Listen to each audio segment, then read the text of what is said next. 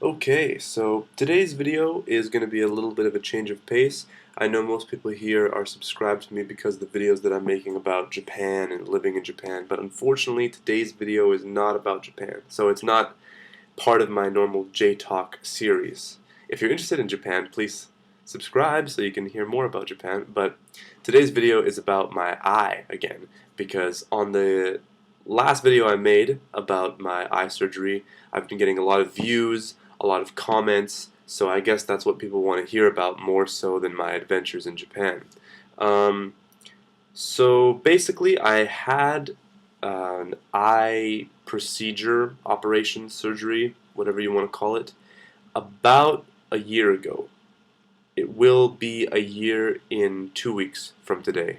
So just about a year ago. And the reason I had it done was because I had kind of a problem, a disease, I guess you could say, called keratoconus. So for those of you that watch my previous videos, you probably know what keratoconus is all about. But basically, my right eye had a funny shape, um, and it was caused by like a thinning of the cornea, I believe. Anyhow, uh, the problem is that the eye will continually go out of shape unless something is done to stop that process. So what they do is they basically, for me, they did a normal PRK surgery, which is a laser that doesn't actually touch your eye at all. There's no touching of your eye. There's no lifting of a flap. There's no none of that. They did that for me. Then immediately afterwards, they shone an ultraviolet light on my eye and administered drops of riboflavin.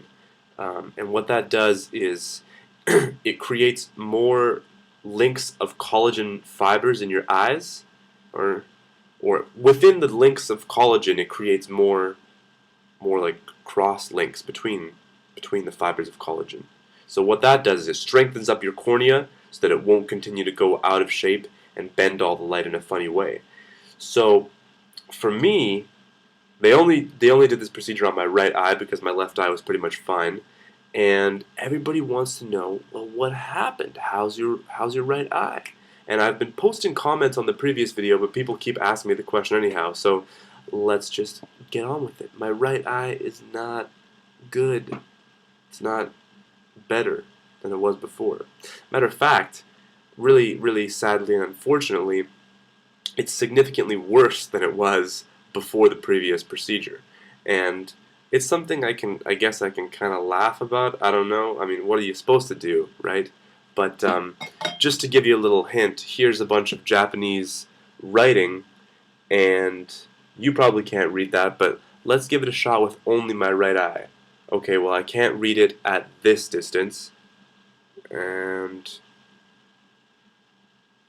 I can read it at about this distance. The first kanji is for believe, the second one is province, and then north, arupusu?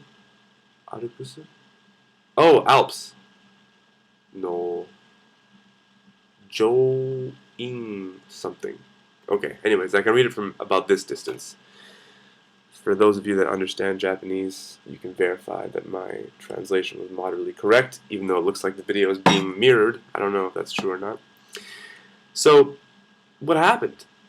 What happened to my eye? Well, the bottom line is I don't really know what happened. Basically, the procedure is not supposed to make your vision worse.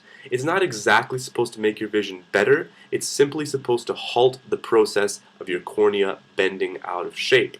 And when I went for follow-up checkups at the clinic that I got it done at, they said that basically the procedure was a success in some capacity because it had created more links of collagen, it had smoothed out the cornea, it had perhaps halted the process of the disease. But of course, for me, it wasn't a success because, well, hey, before the procedure, I could see whatever I wanted. Like, my right eye was nearly as strong as my left eye, but not quite there. So I was kind of expecting to come out of the procedure with 20/20 vision in both eyes. Now, interestingly, I mean, get off the fact that my eye is messed up, like whatever, it's messed up. But really interesting is kind of the process of the brain, what happens after that. Um, Number one, if you don't have strong vision in two eyes, you can't really sense depth very well. So the way we normally perceive depth is the eyes have to focus a certain amount inwards, and depending on how much they're focusing inwards, your brain can comprehend how far away an object is. Now, because my right eye is incapable of seeing things that are a certain distance away, it was very hard for me to perceive depth shortly after the surgery. Now, right now, I've kind of regained some depth perception, but not by the normal process that most people have depth perception. What my brain has reshaped itself to do is perceive depth by the amount of focus in my eye. So depending on how much my left eye has to bend the lens that's inside my eyeball, my brain can understand depth. Now, it's not as good as normal depth perception, because usually people can just like figure stuff out right away where stuff is. Whereas for me, it takes, there's like some lag time, let's say. So if someone throws something at me and I have to go like this, I'm like, oh my god, and then I can usually catch it. Whereas before, I took a lot of pride in being able to, kind of be good at catching stuff, let's say. I would have been like, bam, catch it. But now I'm like, oh my god, oh, maybe I'll catch it. And also, it's really, really, really tough to recognize people from a certain distance away, which is really like a really embarrassing thing, because I'll see somebody far in the distance and then they're kind of looking at me, and this is also, if you haven't seen my other video blogs about being in Japan, people look at me a lot because I'm not Japanese here. But so I see somebody in the distance and they're looking at me, and I'm like, okay, are they looking at me because I'm a foreigner, or are they looking at me because maybe I know them? And I can't tell if I know them or not until they're quite close, which, I mean, my left eye is pretty much perfectly fine, so I shouldn't really be having that problem, I suppose. But anyways, from my experience, I have had that problem. And what else is there? Oh, night vision. Goodness graciousness, me oh my. Night vision is very brutal. I mean, just to let you know, if you have any type of LASIK or laser procedure, your night vision will be affected. A lot of people report like sunbursts around lights or halos around lights, and I definitely experienced both of those. The thing is, with my left eye, it's pretty minimal. Like, to be fair, before the procedure that I had, the second one, my right eye did have more halos and sunbursts than my left eye, but now, after the second procedure, it's much, much more intense. So what I'll notice is like, okay, let me see. This is how I'll explain it, okay? Before the second procedure, like immediately before the second procedure, there was kind of some problem with my right eye, right? So if there was a light here, let's say, and the background is white and this dot is black, then I would see kind of a mirror image over here and maybe another one over here, just because of the way the light was bending. But unfortunately, now what I see is like a circle of that image around the other image. And I don't really see that in the normal daytime, because my right eye pretty much doesn't perceive things. It's just my left eye doing all the work.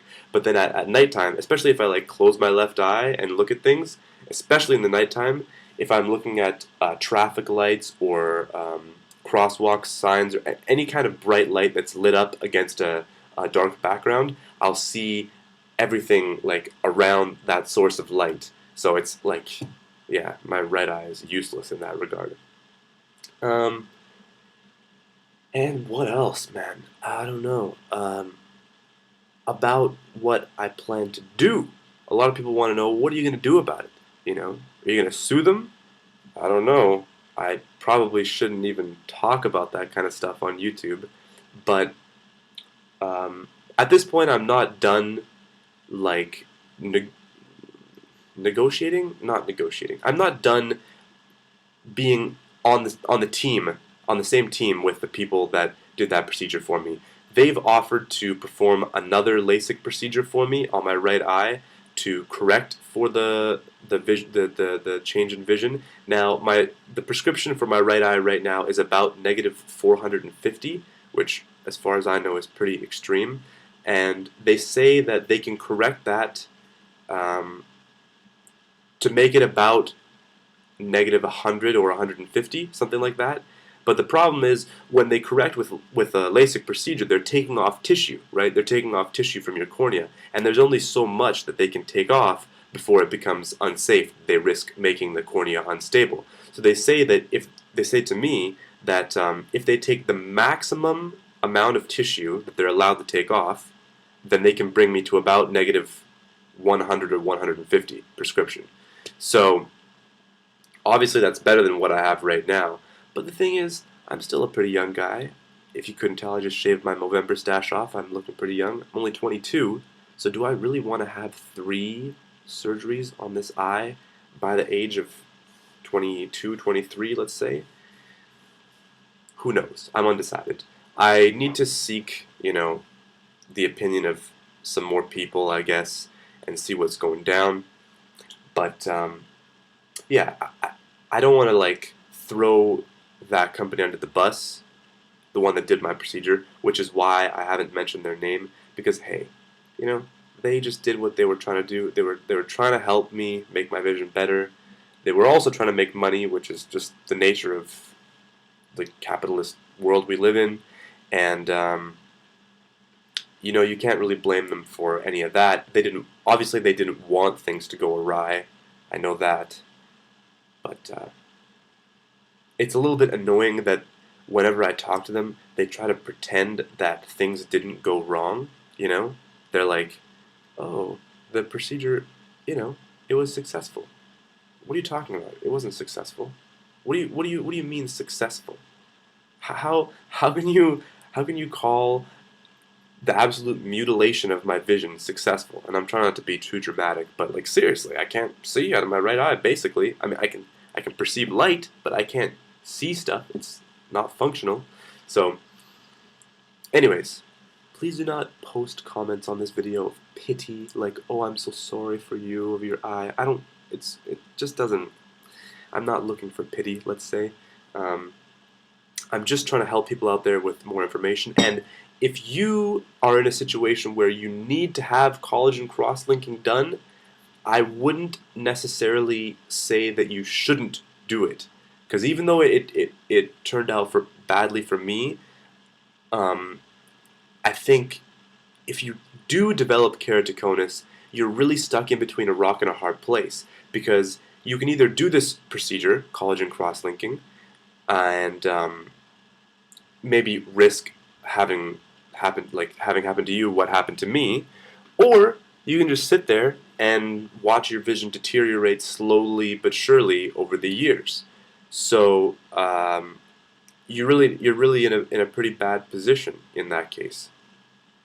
The only thing I would recommend is before agreeing to go ahead with this procedure, make sure you try to seek the opinion of an ophthalmologist, because a lot of the clinics that give or that perform LASIK or PRK, the standard laser eye procedures, they kind of do have a vested interest. Number one, to make money. Number two, to prevent lawsuits, especially if they have some type of guarantee agreement with you that they will bring you to 20/20 vision.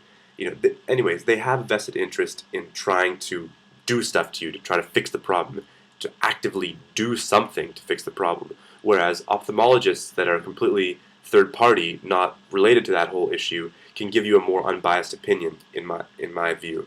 So I would definitely seek the counseling of an ophthalmologist if I was you in that position. And also, I would recommend, if you have had LASIK procedure, avoid rubbing the eyes. They told me that keratoconus can be caused by rubbing the eyes because it thins your cornea out, and I mean, like everybody, I do tend to rub my eyes on occasion. I didn't consider my eye rubbing to be particularly vigorous or aggressive in any way, shape, or form. But regardless, that's something you need to look out for if you've had LASIK or PRK. Um, just don't do it at all, because for me, after I had the procedure, my eye was sensitive, so I didn't have any desire to do it. But as time passed and my eye became stronger, I realized, oh, it's strong, it's as good as new, but it's never quite as good as new.